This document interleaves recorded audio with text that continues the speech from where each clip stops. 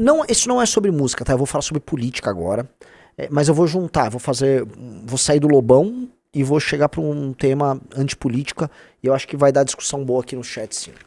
Vamos lá, vamos ouvir o que o Lobão tem a dizer. E do Lobão nós vamos pra isso. Isso não é... E outra coisa, não se ofendam, porque assim, a culpa é de uma audiência que trata o artista brasileiro escravocratamente como bobo da corte.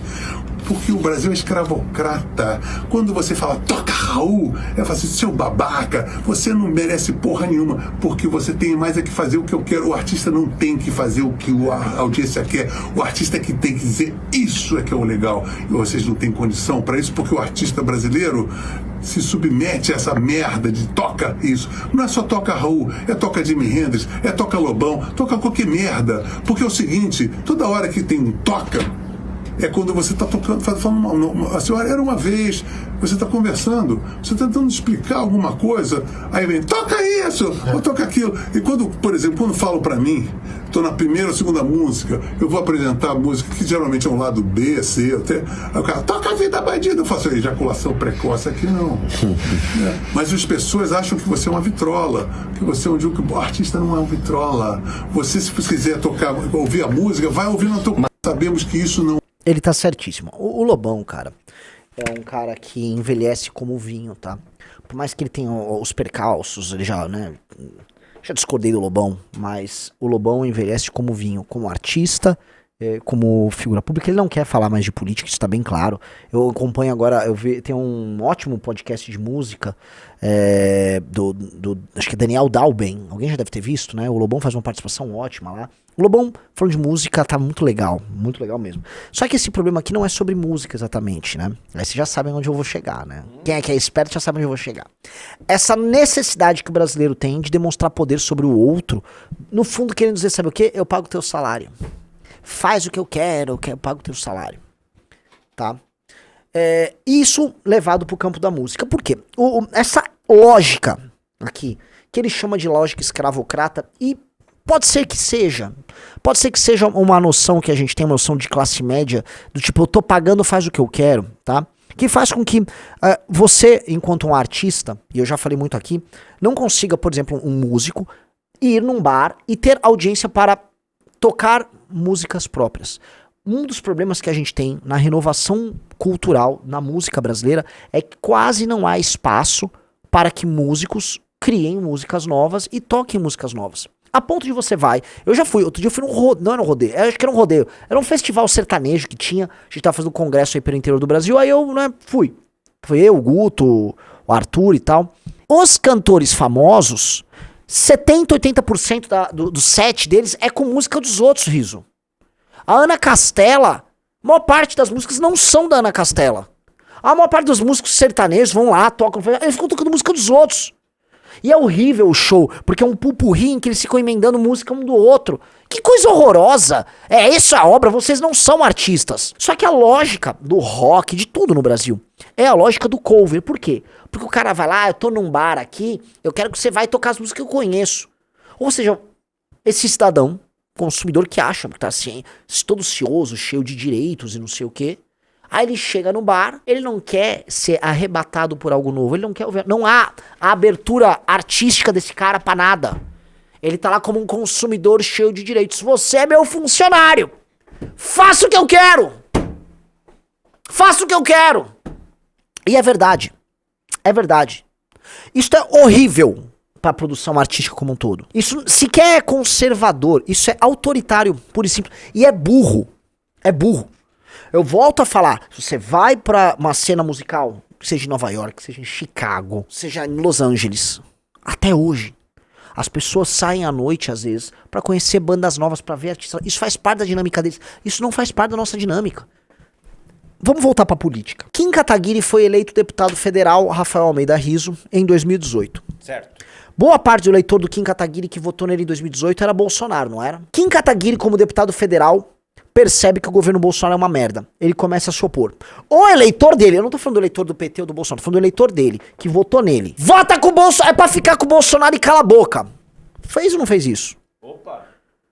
O que o Kim deveria fazer? Ser autoral enquanto político, fazer o que ele acredita enquanto político, ter a sua integridade política respeitada, ou ser funcionário, entre aspas, do povo?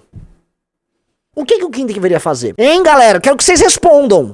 O que o Kim deveria fazer? O povo que tava contratando o espectador queria ouvir o cover. Qual era o cover que o povo queria ouvir? Qual era o Toca Raul? Era Toca Bolsonaro. Era Toca Bolsonaro. Nunca é igual um funcionário, porque um político é um líder. Ele é líder, ele não é funcionário, ele é líder. Ele, inclusive, cria a pauta pra ser votado. Ele cria o desejo no outro pra votar. Ele explica o caminho. O bom político, o bom líder, ele não é um funcionário da vontade do outro. Até porque Vox Populi não é Vox Dei. A voz do povo não é a voz de Deus. Não é. O povo gosta da Virgínia. O povo, se puder, vai querer as maiores atrocidades. A voz do povo é a voz de Deus?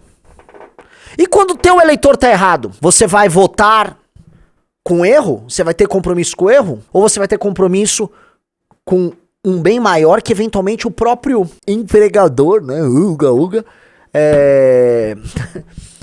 Não tá compromissado. Em algum momento, em 2018, antes das eleições, a maior parte da população, Rafael Almeida Rizzo, foi a favor da greve dos caminhoneiros. Alguém lembra disso?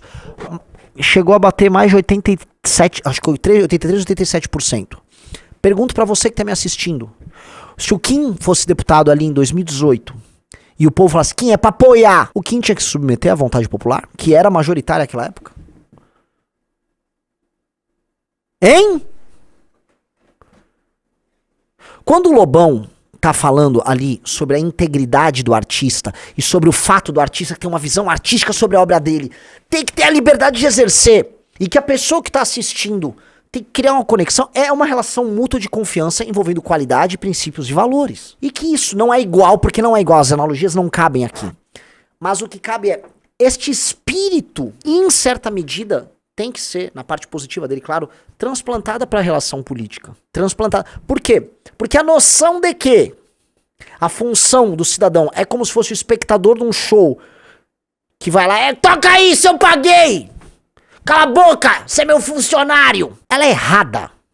Ela é errada. Ela não gera cidadania. Você não é um cidadão melhor e mais fiscalizador. Não adianta você querer fiscalizar partindo de premissas completamente erradas. Essa premissa é errada. Então, a premissa tá errada. Tipo, como se fosse assim... amigos, olha só.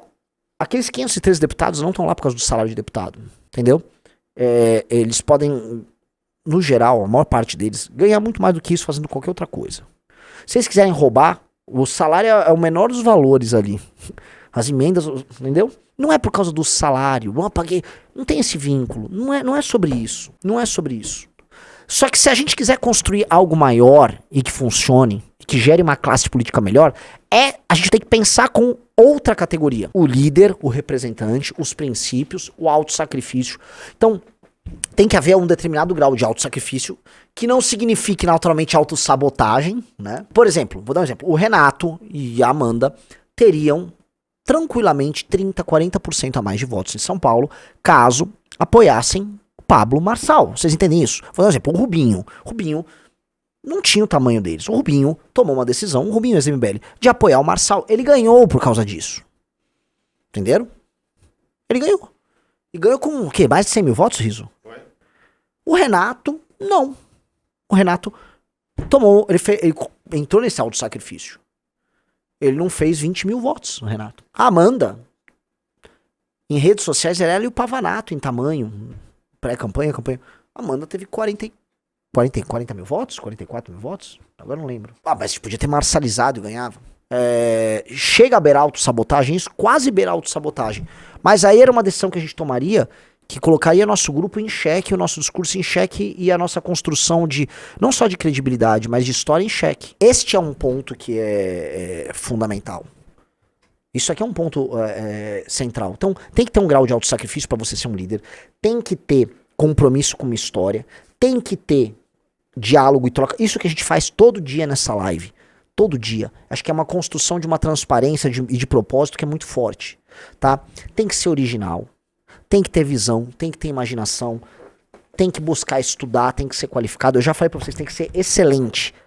A gente tem que usar a palavra excelente sempre, porque excelente é aquele que age com excelência, tá? A excelência é melhor do que ser bom. O excelente é aquele que está buscando a perfeição, que vai se aproximando dessa perfeição, tá? Nós temos que buscar isso pra gente. Quando a gente tem orgulho de um projeto de lei do que passa, de uma relatoria que passa, você fala, pô, isto é excelente. Temos que buscar isso. Há algo de nobre em buscar a excelência, o compromisso, o sacrifício. Porque ser nobre não é evocar todas essas coisas? O nobre tem um elemento de autossacrifício, o nobre tem um elemento de liderança, exercício do poder, o nobre busca excelência. É sobre isso, meus amigos. Tá? Eu queria colocar isso, porque a gente não, eu vou repetir aqui, né? A gente tá querendo construir algo tão grande, algo tão grandioso, algo tão, a meu ver, bonito, que não é pra formar definitivamente funcionários prontos pra ouvir a ordem, pra ouvir alguém tocar Raul, tá? Os nossos mandatos não são mandatos de toca Raul, não são mandatos de faz o que eu tô mandando, apoia fulano. Nós somos teimosos, tá? Quem ouve o povo, sabe quem é? Riso. Me fale um senador que ouve o povo o tempo todo. Cleitinho. Cleitinho não ouve o povo? Cleitinho usa uma jaqueta escrito fiscal do povo. O Cleitinho é um funcionário do povo. Se o povo quer aumento de benefício, ele vai dar benefício. Se o povo quer uma bolsa, isso ele vai dar. Se o povo quer que ele tire foto com a Virgínia, ele vai tirar.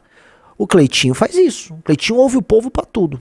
Eu admiro o político corajoso quando, tendo voto de opinião pública e não comprando voto, em nome dos seus princípios, ele contraria a vontade do povo. Ele é o funcionário insubordinado. Merece ser demitido, né? Esse é o cara. Esse cara é foda. É raro.